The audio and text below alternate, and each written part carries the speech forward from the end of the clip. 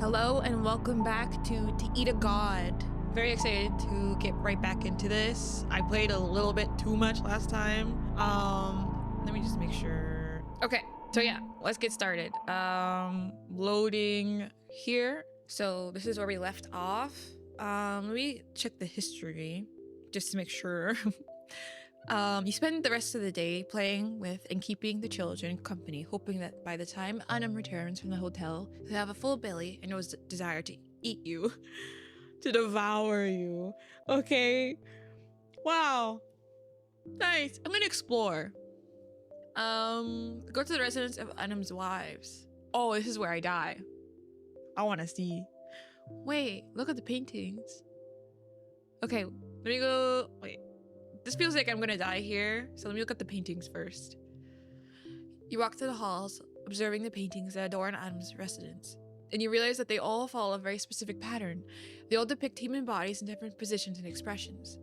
There's great care in the use of shadows, a contrast between light and darkness that is impossible to ignore.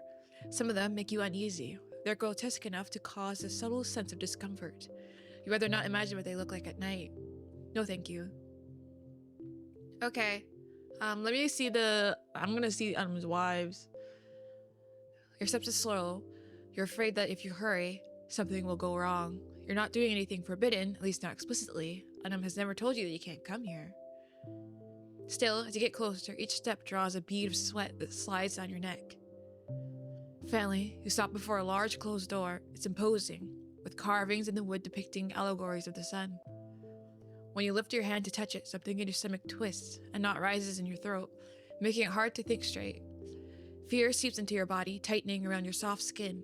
Your juicy body, nothing more than a piece of flesh waiting to be eaten. You're about to turn around when suddenly the door swings wide open. It's Solaris. She's smiling. For a second, the smile reminds you of Unum's because of the teeth. Bright, perfect, far too visible. Huh? Soggy? Solaris looks genuinely surprised. She stops smiling the moment she realizes who you are. The air around her shifts. You can see it clearly. Her body tenses, and the smile she tries to recall doesn't seem to come out quite right. What comes out instead is an awkward grimace. Too many teeth, too little expression in her eyes. You can't come in here without permission. It's dangerous. Unum hasn't returned yet with... She cuts herself off. Her lips press into a thin line as she turns her gaze aside, as if waiting for something or someone to rescue her from having to keep talking. Noors and Shams, they've come looking for you. I told you to warn me before showing up here, you pair of pests. The children come out quickly, the twin tails linked together as they mumble empty apologies to the woman, laughing without a trace of shame in their bodies. If you do that again, I'll tell Ignis to ban you from coming here. She says it with a forced, stern tone, though she convinces no one. Then she looks at you, apologizes, and closes the door right in your face. You're left stunned. You don't really know what to think. You feel both pity and rejection. But the children don't give you the time to organize your thoughts, pulling you at your sleeves toward Unum's residence, all the while telling you what they did at the House of the Stars and Orion's Belt. From the little you can catch and process, you gather that Noor learned to lower his intensity, whatever that means. Aww, they're so cute. I'll go down here. Watching them compete for your praise is funny at first, but when you realize they're both competing seriously, trying to outdo and crush the other, you stop them immediately. You scold them and warn them if they keep that up, you'll end the activity. Oh yeah, because I don't know if you remember from before, they mentioned that at some point, if they're separated for too long, the other will consume the other because they're binary stars or whatever. So that's interesting. I wonder if that's going to be a big point later on that we'll have to deal with. I'm kind of scared. I don't want my kids to die. These are my children. What the fuck? I don't want any... Unum, what have you done? What have you done, Unum? Both apologize and return to their drawings, now much calmer. The hours pass and you're not as angry at Unum anymore. Or so you think. The kids are already on their 6th drawing when Unum finally shows up. And the scene before your eyes is absurd, as is comical. It looks like Unum just got home from work. Shams and Noor greet him happily, competing to see who can talk louder to win his attention. He does what he can to listen to them both, but quickly becomes impossible as Shams demands all the attention, tugging at Unum's robe until it's all out of place, while Noor glares at his sister's behavior. Unum doesn't seem to care. You can't understand how you can be so permissive. It's Noor who stops talking, choosing to instead come back to you, continue drawing, and you can't help but notice the embarrassed look on his face as he draws. Oh, little baby. So you try to cheer him up, talking nonsense and telling jokes so bad they're almost painful, but it works. Noor ends up laughing a little. You both finish your drawings and compare them. Noor's is way better than yours. You blame on your hands. If they were in better shape, maybe your drawings would look nicer. Oh yeah, are we dying? Are we just slowly disintegrating? Like, our hands and fingers are turning black? Kind of like when you get frostbite.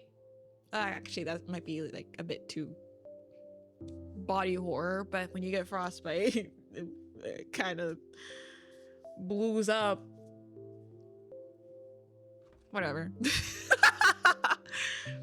Noor leaves the table to go to his room while Shams stays behind, giving Unum a full-on monologue. The poor guy looks at you, pleading for help with his eyes, and you decide to step in.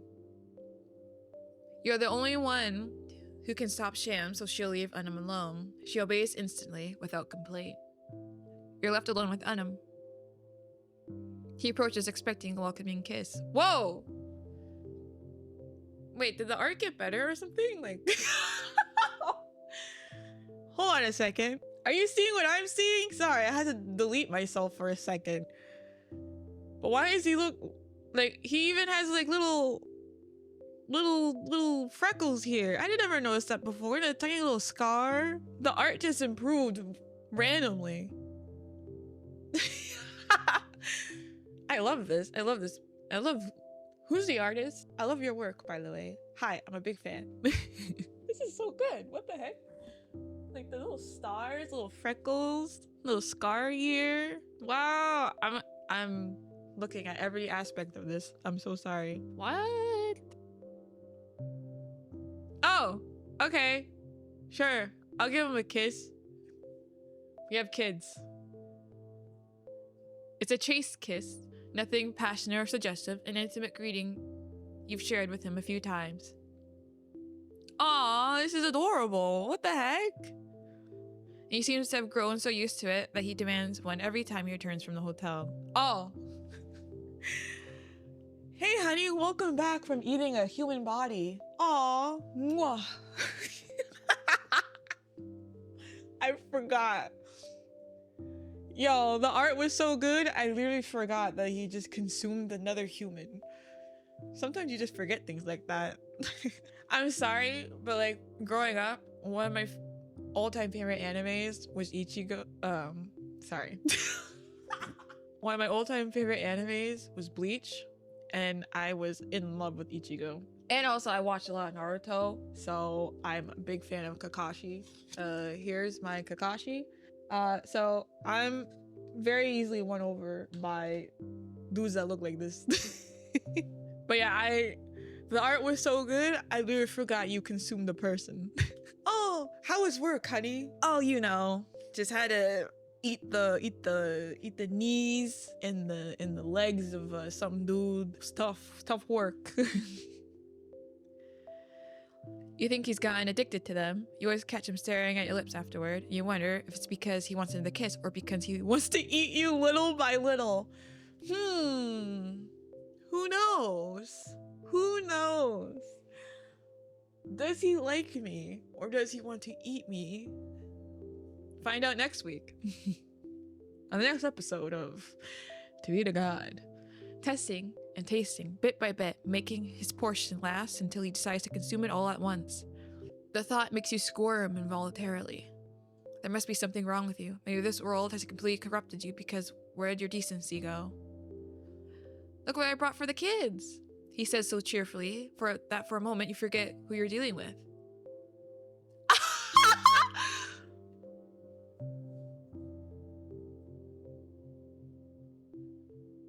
I was literally making jokes about this, and he brought the kid a human eyeball. Oh, it's so sweet. When Unum pulls a blood-stained handkerchief from his pocket, it's like a bucket of cold water is dumped over you. Of course, it couldn't have been a toy or a damn pet dog, if dogs even exist here. No, it had to be two brown eyes staring at you. Raw, bloody, and viscous eyes lying lifeless on a cloth. It's so disgusting you can't help but shove Unum away from you. And he has the audacity to whine, confused by your reaction. Don't you like them? He picks up one between his fingers and brings it closer to his face, searching for the details you'd rather not know. He squeezes it slightly, and it's firmer than you imagined. It must be because they no longer have that glow they had when they were connected to the placebo body. The mental image of Unum ripping someone's eyes out, or placebo's whatever, is far more grotesque than the eyes in his hands, because you can picture every detail, all while Unum smiles through it. They look like yours, but without that little white dot you have, the one that changes size when you're surprised. I really like yours. Do you think they taste the same as the others?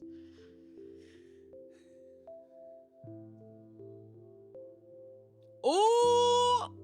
Hold on, I'm gonna fight back right here. I'm fighting back. How do you think yours would taste? Your question comes out naturally, in the same tone and intent that Unum used earlier. Looks at you wide-eyed. He didn't see that coming. Excellent. Magnificent. What a counterattack. Just as twisted as his. You're the fucking best. Thank you! Thank you. Thank you. Thank you.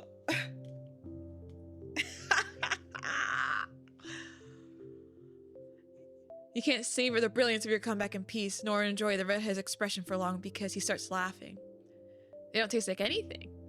Look. He puts the eye away in his robe, careful not to damage them. What comes next catches you off guard. His hand shoots towards his right eye, and you jump back, shouting that it's not necessary. His hand pauses just a few centimeters away from his eye. You don't want to witness self-mutilation today. You've had enough of that gift for Shams and Noor. And I'm trying to explain that it's nothing, that doesn't hurt, that he can just regenerate another one later.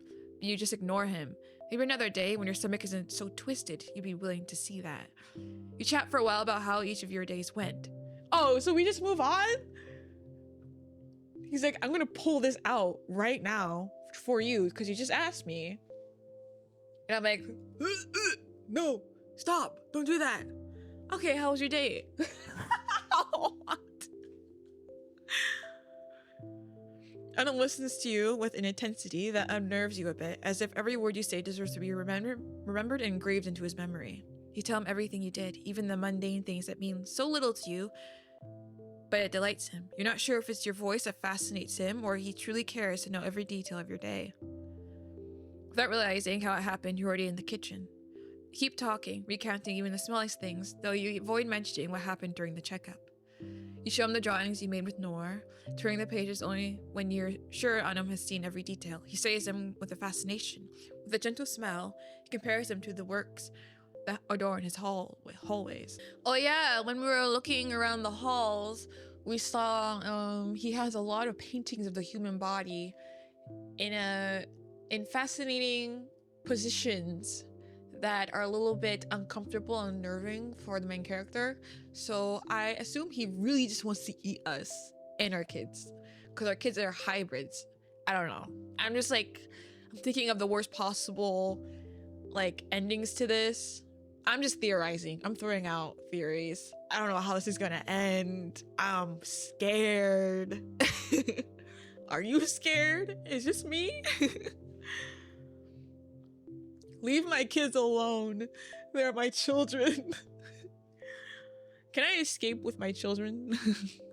He even wonders aloud if he can find frames the right size to hang them in his room. Now between brief silences and laughter, you're preparing dinner for you and the kids. The bad part is that you had to listen to Unum chanting to sanctify the ingredients, all while keeping a neutral face. You had to fight the urge to laugh, but you held it in like a champ. There's no doubt his singing voice is anything but melodic. When the food starts cooking, the aroma fills the room, and for a brief moment, everything feels cozy, domestic, and familiar. But bit by bit, your mind refuses to let go of that worry. You can't forget what Septon said to Noor. You go back and forth about whether to mention it, but deep down, you suspect that even if he knew, he wouldn't oppose what the head of the garden has ordered. You know what? Let's just say everything. Like I'm fighting a downhill battle. It's not like it's a downhill battle, but at the end of at the bottom of the hill is lava. So I'm fighting downwards further into my demise anyways. That's how I'm picturing this. There's no uphill. There's no obstacle. It's only going down. There's literally no obstacles, so I'm just getting closer and closer to my demise. That's how I picture it. There's no, if it's an uphill battle, that means that there's like some type of like obstacle that you're fighting, whatever. There's nothing I can do. I am a pawn and I'm going to be consumed. Here, we're gonna mention what Septum said. You take advantage of the next moment of silence to finally say what you've been holding in since you've entered the kitchen. You don't rehearse your words or build a speech, you just say what matters. A single line. Septum said Noor has to eat less. It's more than enough for Unum to realize you're talking about the checkup. Smile vanishes instantly. The knife in his hand slices one last piece of fruit, sliding across the plate. A harsh sound rings out when the blade scrapes against the dish. A bit more force, and you're sure one of them, either the plate or the knife, would break. You know Noor needs to eat more. He's lost weight because he already eats too little. Don't you think? Did you say it to you or to him? Adam cuts you off. His voice is dry, and his face is devoid of emotion. Completely neutral, like a machine. You look at him, confused. You don't understand the point of the question or why it should matter who's Septum said it to. If he said his name, there's nothing you and I can do. To prove his point, Adam serves equal portions onto the children's plate. His movements are sharp and fast, as if he's angry at the situation. Maybe he's just feeling powerless. As a final touch, he places an eye on each plate. You have to look away to keep from feeling sick. Together, you set the table, arranging the plates in their places. Once you're seated, Adam calls the kids to come eat with you. Shams and Noor come running from the same direction, their clothes stained with dirt. You assume they were outside play fighting. It saddens you to see Noor so thin and small. They're supposed to share the same living conditions, the same schedule, the same care from both of you. But Noor keeps falling further behind, while Shams keeps moving forward without looking back. What's that? She asks as she sits down, staring at her plate. You don't need to be a genius to know what she means. Noor, on the other hand, looks at the food without much interest, poking at it with his fork. Is my son, Noor, going to die? Is Septum going to kill my kid? Septum, I am going to kill you! You touch my kids, I'm coming after you with a bazooka, I'm gonna take like a freaking nuke. I'm going to ask Unum to summon a nuke or something, and I'm going to direct it at you, Septum. If you come after my kids, we are going to eviscerate you. I don't care if you're the creator, God himself. You are getting slapped, buddy. You're getting smacked down, burnt to a crisp. You leave my kids alone. Today's the last day of the month. It's Human Day instead of a placebo. I almost ate them on the way home. They smell like you. Noor comments while looking at you, a bit sad. Your heart skips a beat. Oh, my poor babies don't want to eat human because it smells like mommy. You're right, Noor. Why? Your gaze immediately turns to Unum. You have no idea how to explain this to the children. But when your eyes meet Unum's, you realize he doesn't know what to say either. Whoa! The art looks so good. What the heck? Sorry. I'm just so like, what? I never noticed the little star freckles that he has on his face. Did you notice that? I didn't notice that. Because how do you explain to childlike entities that they're about to eat something very similar to the person who plays the role of their parent?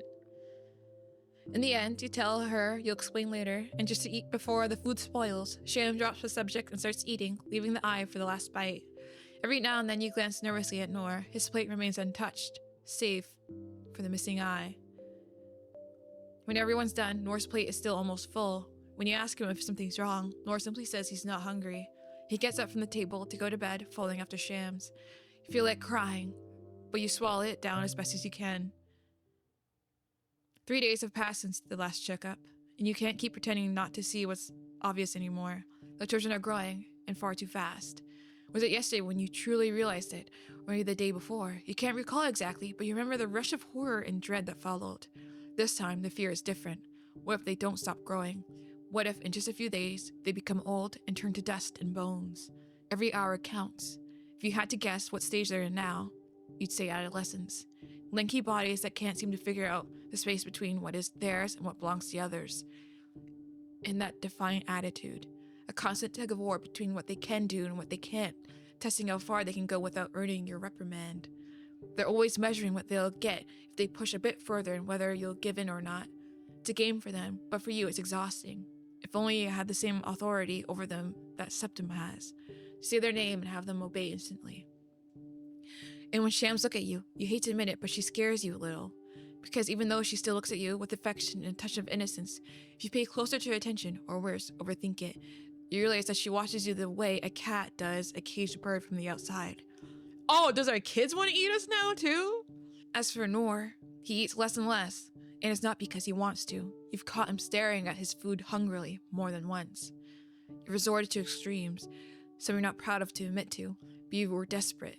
Forcing him doesn't work. His body rejects what you make him eat, and it's barely anything to start, so his body refuses to accept more than a few bites a day, and there's nothing you can do. The movement in the sheets pulls you back to the present. Unum lies beside you on the bed while you flip through the books he brought. You can't read them, but they're interesting enough to pass the time.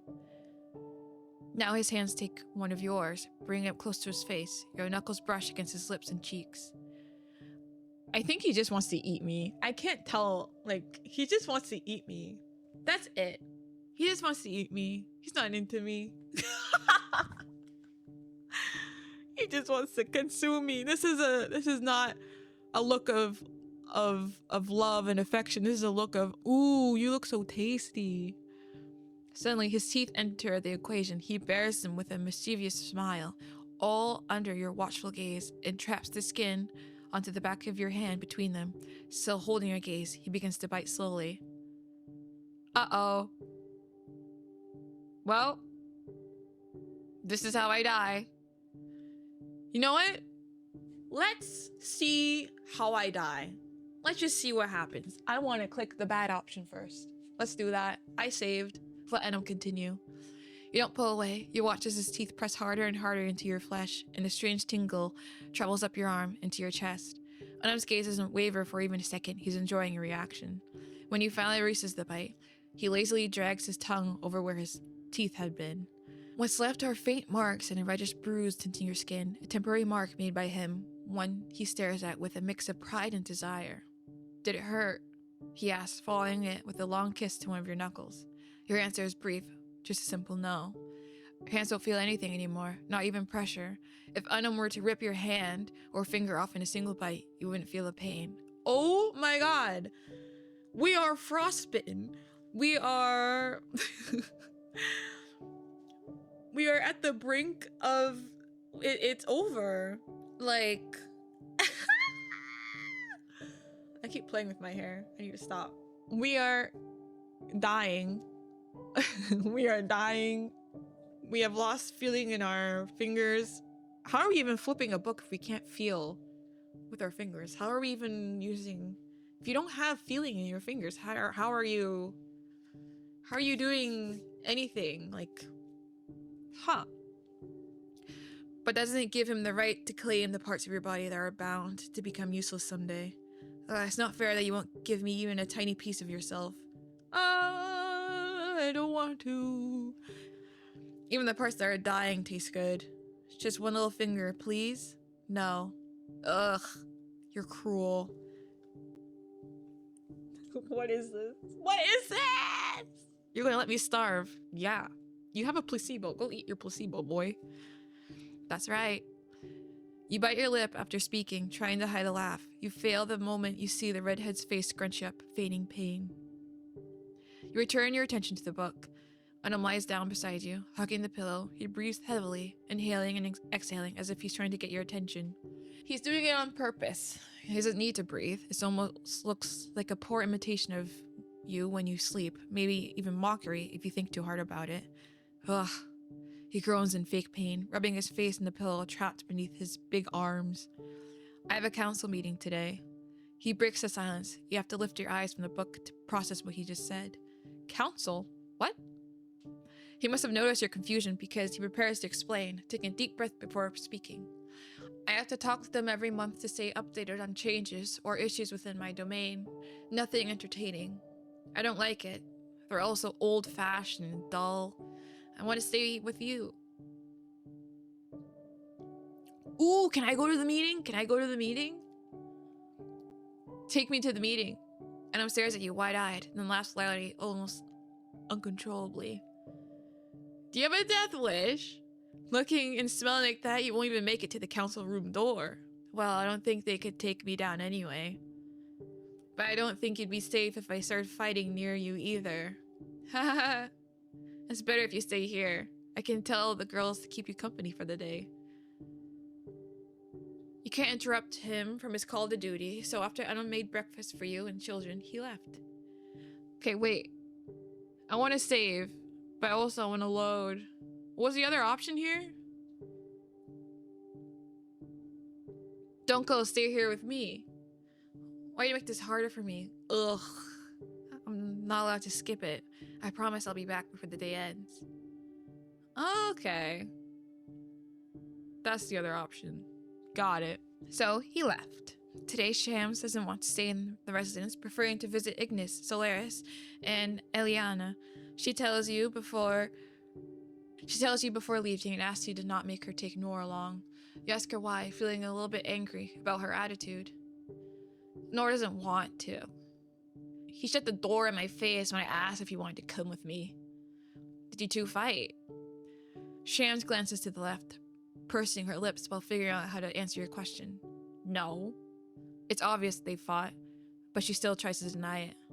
Before leaving, she gives you a sideways glance, filled with the guilt and worry. She calls you by your parental title, her voice soft and tender. It reminds you of all the other times that name has come from her mouth, but this time it feels strange.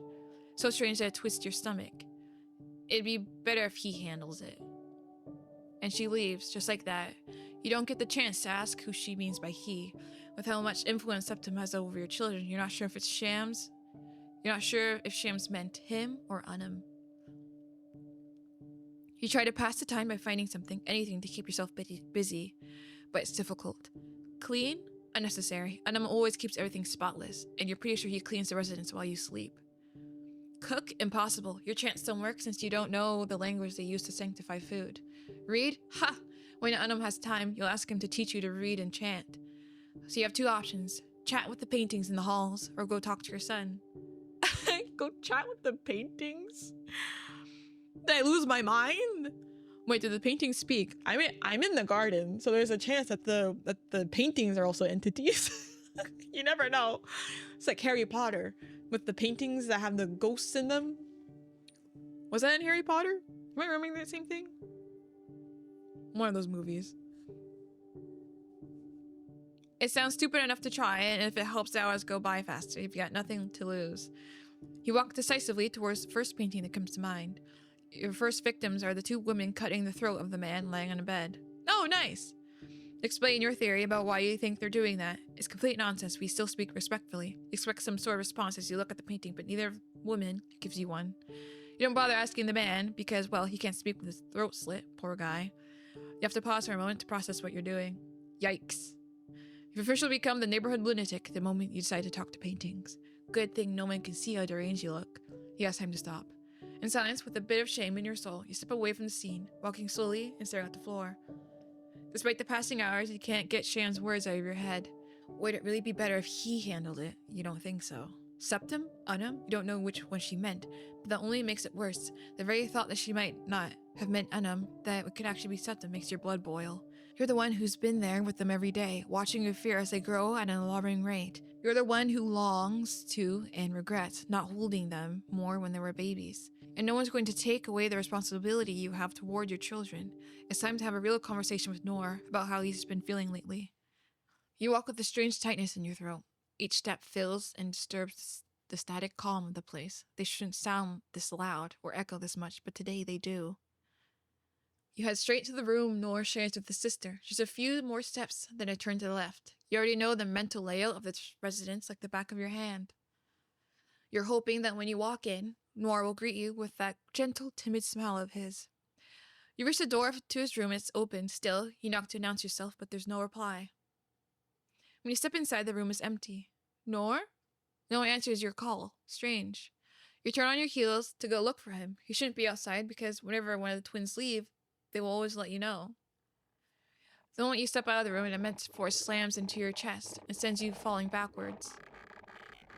With all of his weight on top of you, Noor grabs your shoulders, pinning you down, his fingers and nails sticking into your skin, tearing it open until blood wells from the wounds. You stare into his eyes in horror. Their gentle look is gone, completely replaced by something else. Now you understand why Shams didn't want you involved. Noor looks at you the same way he looks at the leftovers he's forbidden to eat, with hunger. Uh-oh. Uh-oh. I think the only way to stop him is to say his original name, maybe? Serious? Or does he listen when I say his chosen name? Noor, stop. Noor ignores your words. Slowly you die at the hands of your own son. Bad end. Names are important here. Okay, so we have to say his original name. You try to scream his name, but you can't. Try this again. Okay. You struggle to break free, pushing against his face with your hands, trying to shove him back, but it's useless. In your desperation, you try to put distance between you with your legs. That works. Again. Noor doesn't want to win. He takes position again, this time with his hands on your stomach. Again! His desperation and hunger blind him so completely that your screams don't reach his ears. Lost in a trance that you can't break. His nails tear through your clothes, reaching flesh. Come on, harder. He grabs your skin with his fist, with a clear goal to rip you open and devour your organs. Sirius! Sirius, stop! Noor freezes, his body tensing the moment you speak his true name. In his eyes, your terrified reflection trembles. Your arms are outstretched before you in an utterly useless shield of flesh and bone he could tear apart at any second. Noor blinks once, tiny tears glistening in his eyes. On his next blink, they break free, streaming down his cheek nonstop. He opens his mouth, and no words come out. The only sounds escaping his throat are broken whimpers, swallowed by his uncontrollable sobs. When he finally gathers the strength to speak, he calls out to you, scared, sorrowful, filled with regret. But he doesn't reach for you. He doesn't seek your touch. He stays still, trying to make himself as small as possible while he keeps crying. He apologizes over and over, barely stopping to breathe. Oh, my poor baby! Septim is doing this to him on purpose. Septim is making him eat less and less so that he becomes this, like, hungered animal. Just hungry being. And I don't know what Septim is planning here. Is he, like, what is his goal? Until his voice turns hoarse. I don't know. I'm gonna approach and cradle my son, who's at his worst. Noor tries to push you away, flailing his arms and feet like a baby, but it's a weak attempt. If he could, he'd have you far away and covered in more wounds. Even though his closeness burns, you don't care. You need to comfort your baby. It doesn't take long before he's in your arms, crying uncontrollably while begging for forgiveness. He struggles to articulate what he wants to say, his words devoured by sobs, but you understand him. You caress his face and whisper words of love to him. You tell him you can never be angry at him, never hate him, that he'll always be your little one, no matter what happens. After a while, he begins to calm down, but he doesn't stop crying. It's now that you've truly come to your senses. You're dealing with entities in a world far more dangerous than you ever let yourself admit. You're raising beings who could tear your eyes out with a single motion. It now hits you that you should be terrified, but it's hard to feel that fear completely, because behind those teeth and claws, they're still your children. They're not monsters. Yeah, they're my babies. End of Act 2. In the process of elaboration, you'll have to wait a little while to find out how this ends. What are you doing to my kids, Septim? Leave my babies alone. Those are my kids. So yeah, the next one I'm gonna do Nala, and then the third playthrough I'm gonna do the Septim round. That's what I'm gonna do. Okay, that's the plan. So stay tuned. Stay tuned for the next part that I put out. Very, very happy with this. The art in this and the like, it's just so good. Like every aspect of it, I really like this a lot. The story is really good. Everything's really good. It's just such a good visual novel. I like this a lot. Okay. See you. Bye.